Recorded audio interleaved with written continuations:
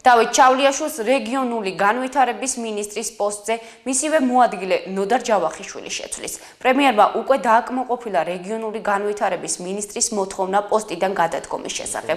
ჩავლიაშვილმა მთავრობის მეთაურს დილით მიმართა და მიზეზად ჯანმრთელობის მდგომარეობა დაასახელა. პროფესიით სამართალმცოდნე 31 წლის დავით ჩავლიაშვილი რეგიონული განვითარებისა და ინფრასტრუქტურის სამინისტროს 2014 წლის ივლისიდან ხელმძღვანელობს. მანამდე ის საავტომობილო გზების დეპარტამენტის თავმჯდომარის თანამდებობას იკავებდა.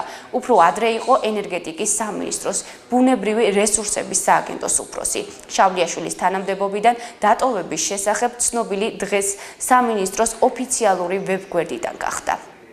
რა თქმა უნდა, მე იმას ვერ დავაძალებდი, ვეღარ ვთხოვდი, რომ დარჩენილ და გაეგრძელებენ მუშაობა, იმიტომ რომ ეს მის ჯანმრთელობას შეეხება.